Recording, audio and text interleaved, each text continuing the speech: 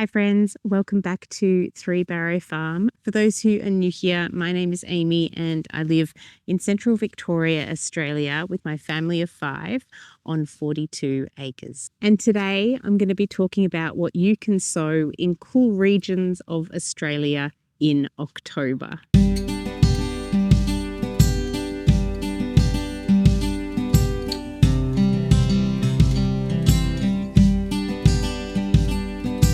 So October is a really exciting time because we can start planting everything now.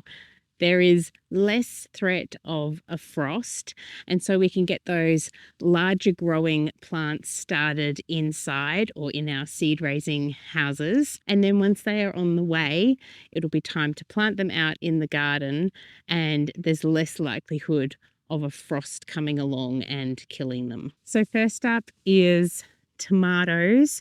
I've already got 2 lots of tomatoes going. These ones are ones that I've potted up into larger pots, and as you can see, the roots are coming out the bottom, so they're getting quite large now, and I could probably pot them up into an even larger pot. But they are looking so very happy. And I won't be planting my tomatoes out until later this month. I'll plant out a few and I'll plant them out under frost cloth. Now, you don't have to use frost cloth. You can use just sheets. You could use hessian, anything that will stop the frost from falling onto the leaves and killing the plants. So there are so many varieties of tomatoes that I'm planting this year, and I probably need to do a separate video on that. So I will fill you in on all the different tomatoes that I'm planting very soon. Don't look too hard behind me because there is a lot of grass growing over there. So along with tomato plants, we can get our other nightshade plants sown.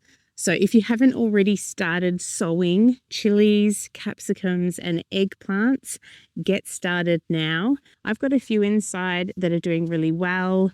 However, my capsicum seeds are a bit old, so the germination rate hasn't been fantastic with those. And I'm waiting for some more capsicum seeds to get some more of them sown in trays. And I will be sowing more of them this month, and probably most of them this month, just so they have that length of time they need to grow before they start fruiting. Now, excitedly, we can start getting our pumpkins, our rock melons, our squash, zucchinis. We can get all of these growing, and they are really large plants and they grow really rapidly. So that's why we wait till October to get them started. However, I did start a few last month. I was getting a little impatient and I just threw a few seeds into some trays, and they've sprouted and haven't quite yet got their second leafing yet, but they will need to be potted up, and then I will plant them out the same time as my tomatoes. I'll plant a few of them out, but most of them will be going out next month in November, just so I can get further away from the likelihood of a frost. Oh, and we can also start sowing our watermelon seeds. I grew some watermelons last year. I grew the moon and star ones, but I am keen to grow some different watermelons this year.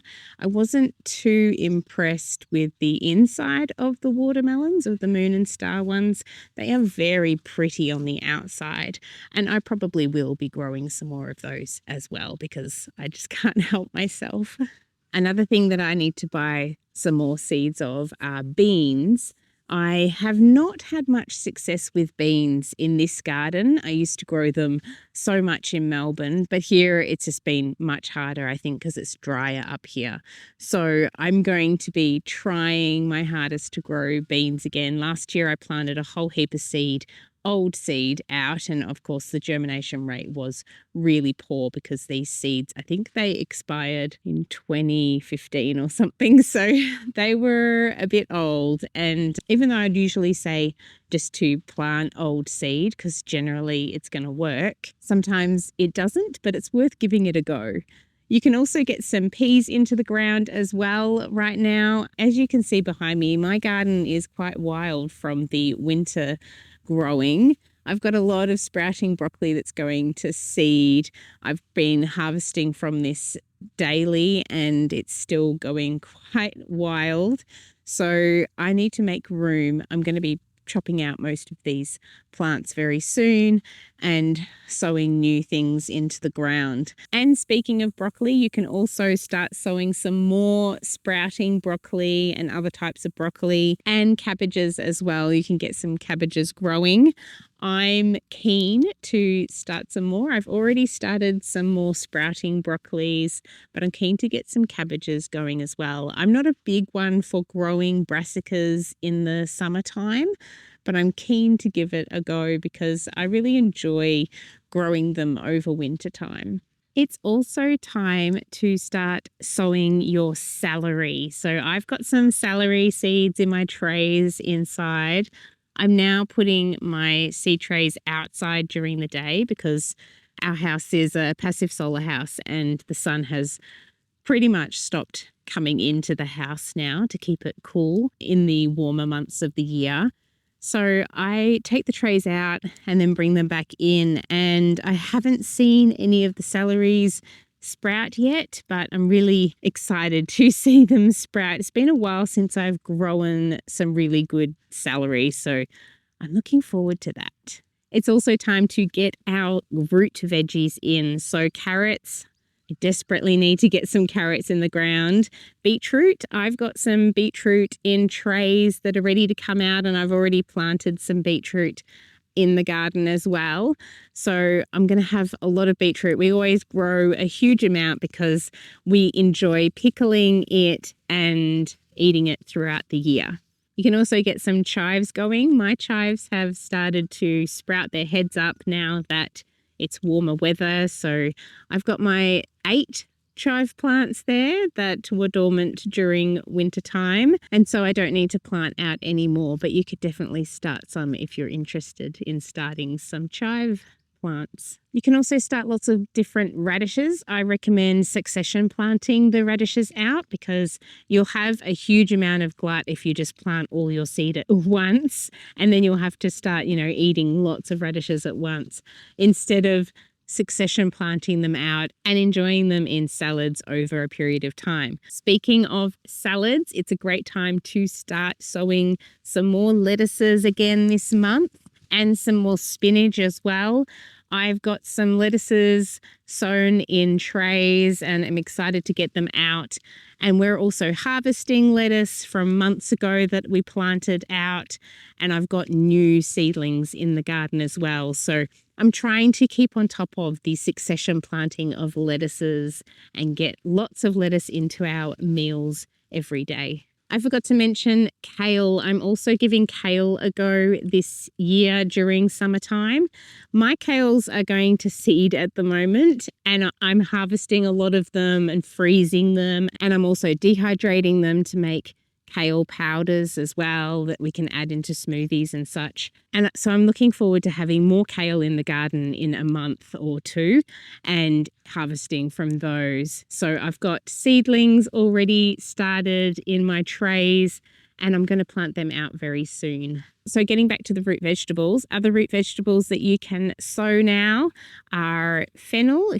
I sort of describe them as a root vegetable. I guess they're a bulb vegetable. They're a bit like beetroot. Beetroot we classify as a root vegetable, but it sort of grows on the top. Anyway, fennels, leeks, onions and spring onions as well. You can also get some parsnip into the ground.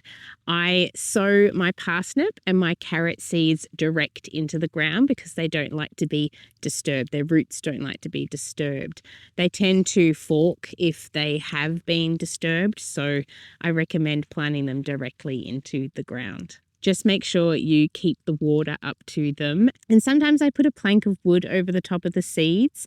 But with a plank of wood, sometimes I've ended up with insects loving being under that plank and eating the sprouts from the germinating carrots. So you've just got to be wary of that. But the plank keeps the moisture in, You could probably put some cardboard over the top as well. That would keep the moisture in, or just putting some mulch on top just to try and keep that level of water there, because if it dries out, they'll really struggle with germinating.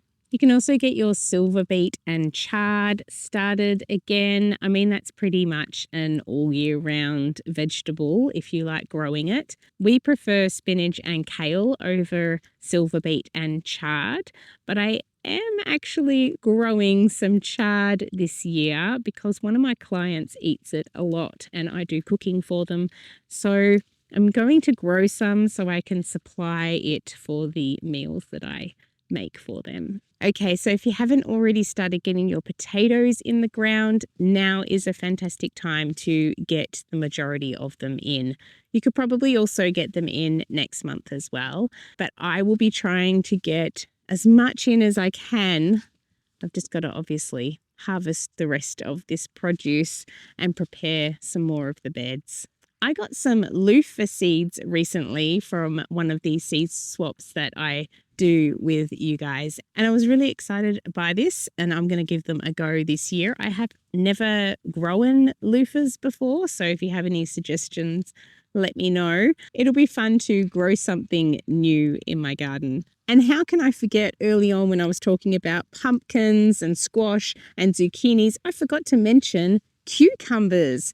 Cucumbers, we can plant cucumbers now. I'm very, very excited. I have already started some seeds last month and they are growing really well. I'm really excited for cucumbers. They make me so happy when you're bringing in basketfuls of these gorgeous cucumbers, and we love pickling them and trying to make as much pickles as we can. I'm looking forward to doing fermented pickles this time round, as well as our usual refrigerator pickles. And we can also start to get our corn into the ground as well. You can sow them direct or you can raise them in seed trays. It just depends again on the amount of moisture in your soil and how they're going to germinate. Sometimes the insects come along and eat the nice new shoots of the corn as well, so you might need to protect them. But I'm going to be sowing them in trays this month.